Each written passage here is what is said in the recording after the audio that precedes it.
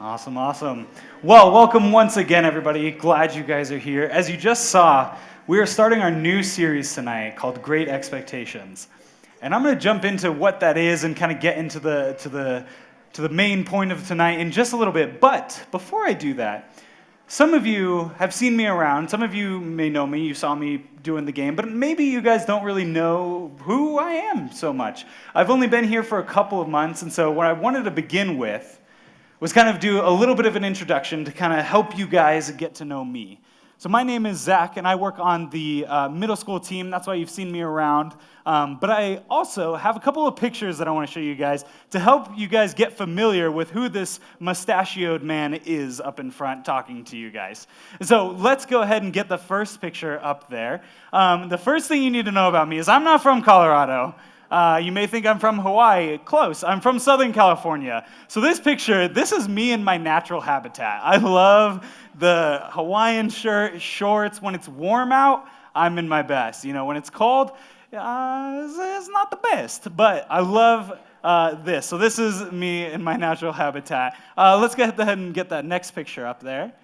So a couple of things. This, again, is me in my natural habitat. I love cooking, and I love eating. Almost probably more, definitely more. What am I saying? I love eating way more than I love cooking, but I love cooking. And so this is from a barbecue that me and a couple of friends had towards the start of the year. And so I was out here grilling burgers, and it was a great time. A couple of other things that I love ministry. I love middle school. I love the age group. I love hanging out with you guys.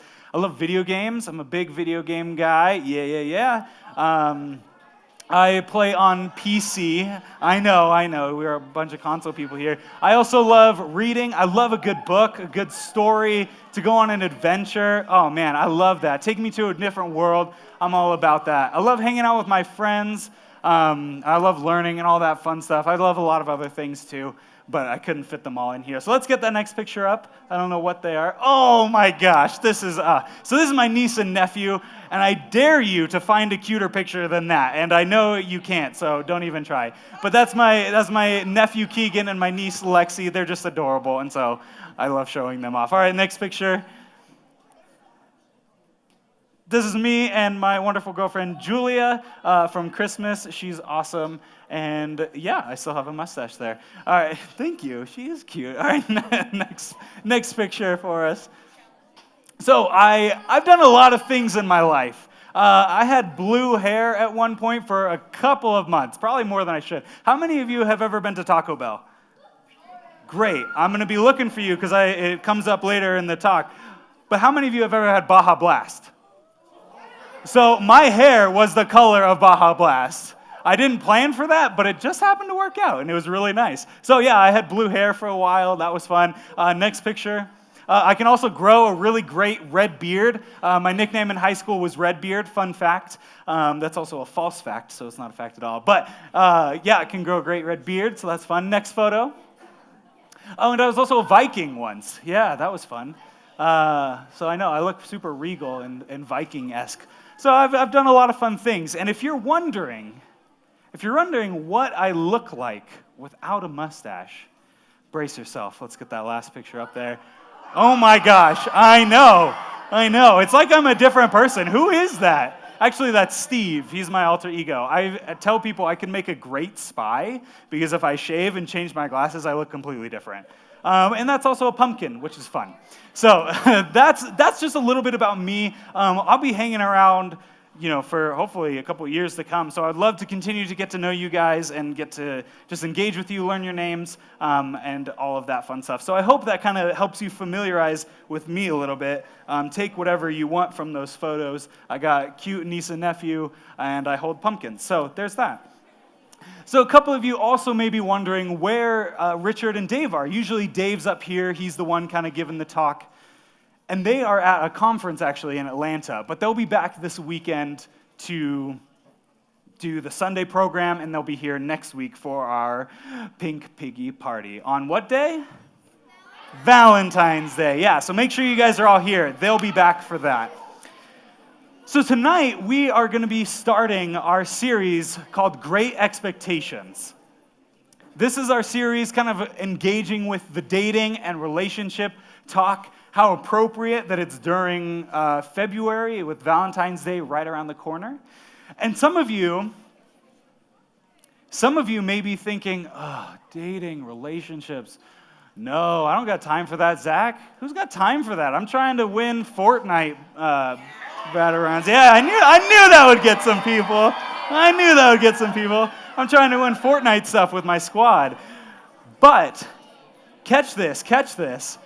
Even if you're not dating right now, even if it's the furthest thing from your mind, each night during our series, there will still be things that you can take away. There will still be truths that you can apply to your life right now. It can also apply to the future when you do start engaging with dating and stuff, but also right now, you can apply these things to your life. So don't tune out, stick with us, and we're going to have a great series of this. So tonight, our desire is for you to develop good thoughts and behaviors so you can be healthier both now and in the future. Because right now, in middle school, at the age that you're in, is the perfect time to start practicing good habits and begin to understand how God has created you, what He has created you for, and the plan He has for your desires. Tonight, we're going to be looking at desires and kind of what are those? What are these desires? What are these feelings? But more specifically, friends over here, we're going to be looking at what happens when those desires maybe get out of control and when they start controlling us. So before we do that, who can tell me what a passion is? Does anybody know what a passion or desire is? Who can tell me? Yes. Perfect. For those of you who maybe didn't hear, a passion and desire is something that you care deeply about. Awesome. Thank you very much. Who might be able to tell me what an obsession is? What they think an obsession is? Yeah, Peter. You changed your mind. Okay. Yeah. Something you spend way too much time on. Well put. So when I was in high school and college, I was a track and field athlete.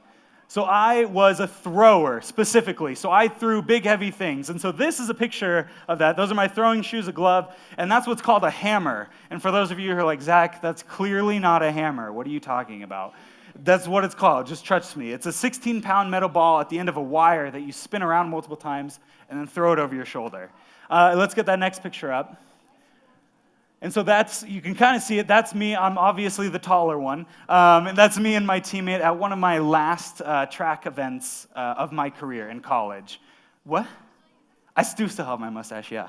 And when I was in college, guys, I loved track. I still love track and field. But when I was in college, it got to a point where it became an obsession. It got to the point where it was my senior year. I didn't have to worry about maintaining my scholarship for grades anymore, so I didn't really care a whole lot about classes, and I was so focused on track. I knew so much about all the different things. I would spend countless hours watching YouTube videos of different throwers from different meets. I could tell you that in 1986, Yuri Sadiq set the world record of the hammer throw at 86.67 meters. I can also tell you Jan Zeleny set the javelin record. And Betty Heidler used to hold the hammer record from Germany, but now Anita Wojcicki holds it from Poland. So all of these random facts that mean nothing to any of you, and yet they consumed me. I was all about it. I loved track and field. I cannot emphasize that enough. And I also still love it, and that led me to the love of the Olympics, which started today. Awesome. I love the Winter Olympics. But anyway, I was obsessed. It turned a good thing into something that was not good. I stopped caring about my classes as much. I didn't want to hang out with my friends. I just wanted to go practice. I wanted to do all of these different things that were only so focused around track, and it disregarded the other things. I became consumed. It mastered me. I was obsessed. Friends, we all have those passions. We all have desires, whether that's a person or a thing, something you love, Fortnite, Taco Bell, whatever it may be. We have passions. We're passionate about those things. And these are not bad things to be passionate about. It's good to have passions. God created us with feelings. He created us to desire. These are good things. But it's sometimes hard to balance that, to know where's the line? When is something becoming too consuming? When is it taking up my times? And especially in middle school, those feelings and desires, they can be overwhelming, they can be powerful. And truly, as an adult, it can still be hard to balance those feelings. It can still be hard to not be overwhelmed by those things. But the main difference between a passion and an obsession has to do with control. It's about understanding what's healthy and what isn't healthy. Again, for me, track, it was consuming. So a passion is something that you're really enthusiastic about, but it doesn't rule your life. You can be really into it, but it's not mastering you. It's not controlling you. Where an obsession, on the other hand, has a tendency to take over your life, control your thoughts and actions. I looked up a definition, and it's defined as an idea or thought that continually preoccupies, or I love this, intrudes a person's mind. Something that is always kind of just making its way to the forefront of your mind. You're maybe studying for a math test, and all of a sudden, you're thinking about how many likes you got on Instagram the other day, or how many followers you have. It's something that just intrudes. And so I have another story. I was looking kind of on the website, or on the interwebs, like you do yesterday, and I searched crazy obsessions, and I found, I don't have any media for it, but I found this lady somewhere in Europe who got really into this certain look. She wanted to look like a porcelain doll. So kind of like one of those things that maybe your grandmother has in the bathroom on a shelf or something like that. Kind of like a porcelain doll with a big floopy dress and like a long hair. She had like a 6 meter, which is like 18 feet for us Americans, long wig, a Rapunzel wig. And as I was watching the video, she was saying that she spent $25,000 to look the way she did. And I know for some of us that may be like crazy, like what the heck is $25,000? What does that mean? I have 10 in my pocket. We'll multiply that by 25,000. No. And then I'm not very good at math. But I did do some math, fun fact. So to put it in perspective, how many of you, where are my Taco Bell people at? Yeah. I love Taco Bell. So a Doritos Locos taco at Taco Bell is $1.69. You can get, for $25,000, you can get over 14,000 Doritos Locos tacos, this is including probably tax and stuff. And if you ate and bought a Doritos Locos taco every day for a year, you could eat one every day for 40 and a half years for $25,000. Now, if you're I know, that's crazy. And if you're like me and you love a good cheesy gordita crunch, you can, which is $3.19, you can get 7,836, and I could eat one of those every day for 21 years of my life, which is definitely longer than any of you have been alive. Not my leaders. You guys are older. So it's crazy. That's kind of just putting in perspective. $25,000 she spent on a look. She was obsessed with this specific look when she could have been eating Doritos Locos tacos for 40 and a half years. She missed out. When we become obsessed, when an obsession takes over our life, whether it's a sport like me or it's a look, we lose our freedom. When we allow this obsession to come in, we're allowing it to take charge of our life. We're allowing it to dictate the time we spend doing certain things. We allow it to control the choices that we make. Instead of getting Doritos Locos tacos, she was spending the money on the dress. It consumes us. She was so consumed by this look. She was obsessed. And it also ends up with regret. Not just for the tacos, but in life in general. When you're so focused on the obsession, you lose out on so many different things. You lose out on time with your family and your friends. You lose out on time with people you care about, doing things that you maybe would much rather be doing, playing Fortnite as opposed to doing something that you maybe think is better but isn't. It ends with regret. We lose sight even of what's right and wrong. And so for those of you who are thinking, isn't this the relationship and dating talk? Aren't we supposed to be talking about dating and how do I get a date? No. But obsessions can span across everything. You can be obsessed maybe, and I want you guys to think about this. Think about maybe what it looks like in your own life. My hope is that you're not obsessed with something, but my hunch is that we might be, because they can sneak in more subtly than we think. Maybe you're obsessed with a certain TV show. Maybe you're obsessed with This Is Us. I haven't seen it, but I hear people are obsessed with it. Maybe you're obsessed with The Office or a different Netflix show. Maybe something on there is driving you. Maybe you're like me. Maybe it's a sport team or an activity. Maybe it's a celebrity that you so desire to be like, that you look up to. Maybe it's your cell phone. Maybe it's a thing in your pocket that is constantly going off and telling you, hey, here I am. Look at me. My friend texted you. Hey, here I am. It's your phone. Maybe you feel anxiety when you're away from your phone. Maybe when you turn off or just hit the little side or top button on your phone at night and put it next to your bedstand, you're thinking about, man, I can't wait till I wake up and get to see who talked to me or who sent me something. Maybe we're obsessed with our phones. Maybe it's an Instagram look or profile or how many followers that we have or likes. You guys get the picture. And maybe it's a relationship. Maybe you are dating. Maybe you do find yourself dating, or you're not yet, but you desire so strongly a relationship that it's all that you can think about. Maybe it's that guy or that girl that's consuming your mind. That's all you can think about day and night. When you wake up and you think, oh, and you go to bed and you think, ah. Maybe it's that person that is just constantly in your mind, intruding on your thoughts. Or maybe it's something else. Maybe it's the internet and inappropriate things, inappropriate videos or pictures on the internet that you've become obsessed with and you just can't seem to stop doing.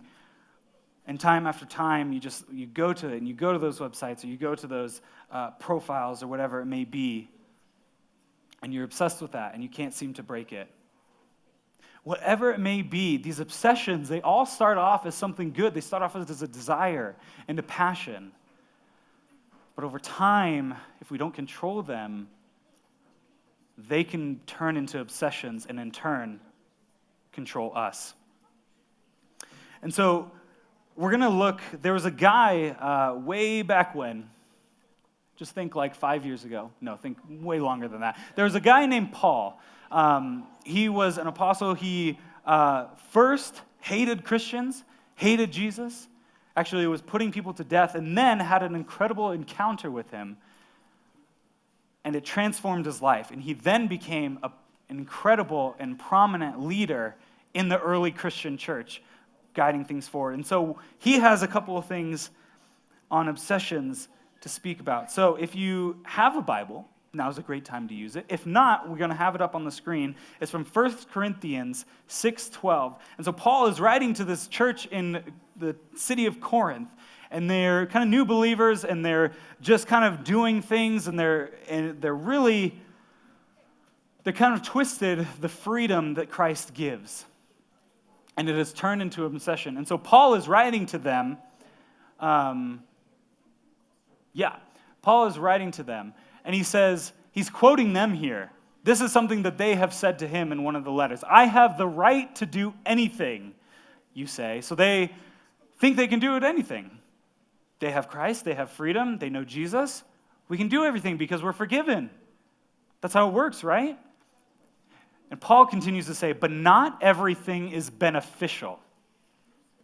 Think about that. We have the freedom to do things, but does that mean we should do everything? Because not everything is beneficial. Not everything is good. I have the right to do anything, but I will not be mastered by anything, Paul says. He's countering obsession. These things that we let into our lives and let them control us, we obsess over and they master us. We are no longer in control. We may think we're enacting our freedom when we're obsessed because, I can do this. I can do this all I want. I'm free. But in fact, it takes control of us and it masters us. In Matthew, if we get that next verse up there, Matthew, Jesus also kind of speaks to this a little bit. No one serves two masters. Either you will hate one and love the other, or you will be devoted to the one and despise the other. You cannot serve both God and money. Here, Jesus is specifically talking about money, but I think the same concept can be applied to many different things.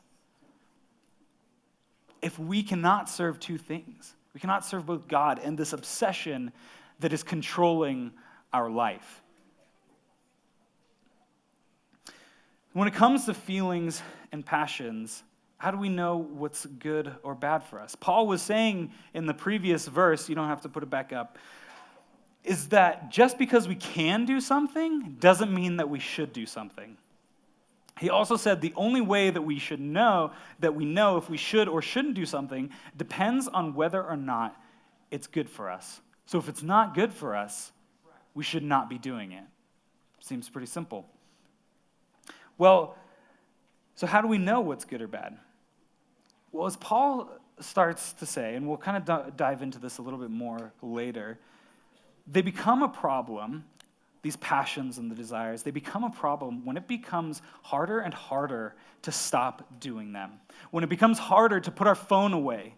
If we feel anxiety when we're not around our phone, this little friend, if it's way over here, and I'm way over here, and I'm getting stressed, I'm like, oh man, what if somebody texts me? Oh man, how am I going to check my Instagram story? Oh gosh. And then I got to run back to it. That's a problem. Maybe it looks differently depending on the different situation. Maybe it's that boy or that girl when you can't stand being away from them. When you hate it and you need to be around them all the time. That can be a problem. Or maybe it's those things on the internet or elsewhere that you have difficulty staying away from. That's when things are an obsession. Those are when things aren't getting us where we want to go. None of us want to give up our freedom. We want to live free. Jesus offers us freedom, and we don't want to live with regret, and yet these obsessions do exactly that. And that gets us to the main nugget of tonight. Control your obsessions, or they will control you. And I'm going to give you just two things you can do right now to start controlling your obsessive thoughts and your feelings. Because, as we've seen, they take control. They're all-consuming. And so we need to control them. We need to put boundaries in place so that these passions and desires can stay good and don't turn into an obsession. So first, recognize your obsession. Start by recognizing what you're obsessed with in your life. Take an inventory. Think of the things that are consuming your time, maybe more than they should. Think about the things that are just always intruding into your thought space. Always, you can't stop thinking about it. And think about those things. First, we have to recognize it, and we have to admit it. And it's not easy to do. And then second, find balance and create boundaries. Find balance in what you're doing. Don't let all of your time go to this thing. And set up boundaries so that you can. Maybe that looks like talking to a friend and saying, okay, at this specific time, we're going to go do this thing, because if I'm just home and in my room, I might do something I don't want to do, or, let's go hang out because I've been spending way too much time with my significant other. Whatever that looks like, create boundaries and find balance. And this can be a little bit tricky. It can be difficult, and you might be wondering how we go about this. And I would say start with talking and asking a trusted friend, adult, or small group leader to help you figure out ways to create limits and rules for yourself. Maybe that's your parents too. Maybe this one may be a difficult one. Maybe say bring your computer into the living room. Or, hey, Mom, I need to be doing homework, but I can't stop thinking about my sports team. Can you help out? Talk to a trusted friend, a small group leader, an adult, to help figure out ways that you can set up healthy boundaries so that these passions and desires can stay as that.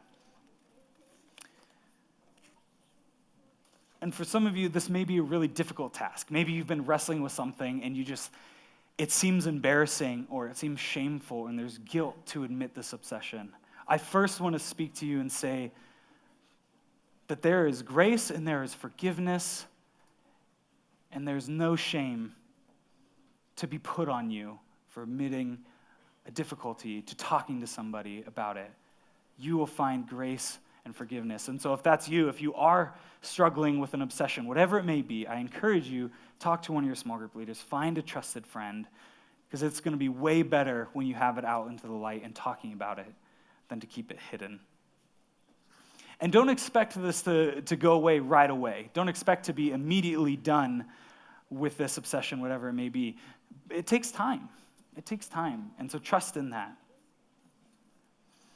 And so remember, tonight as we go on with the rest of our night, remember, control your obsessions or they will control you. Because if you can learn to control your feelings now, if you can learn to understand what those feelings are and how God created you for them and how they are good things, when the time comes for you to do the same in the future, you will be much better off. So control your obsessions before they will control you. So let me pray, and then we'll go to small groups, and I have some instructions for you. So pray with me, if you will. God, first off, thank you for tonight. Thank you for all of these students in here. Thank you for the incredible things that you are doing in our lives, Lord, even especially the things that we cannot see. God, I pray for courage and for strength as we journey forward now in this task of recognizing our obsessions. God, I pray that you would help reveal to us the things that have mastery over us, that consume our time and our energy and take away our attention from you and from our friends and from the things that are important. God, give us courage to take that step and talk to a leader or a trusted friend or a parent or an adult. God, help us to lean into that and to take that step. Give us strength and allow us to have a great rest of this evening and the rest of our week. Lord, we love you. Thank you for loving us. Thank you for your Son, Jesus, and all that he has done for us so that we may have true freedom and not be controlled by these obsessions. And so we pray these things in your Son, Jesus' name. Amen.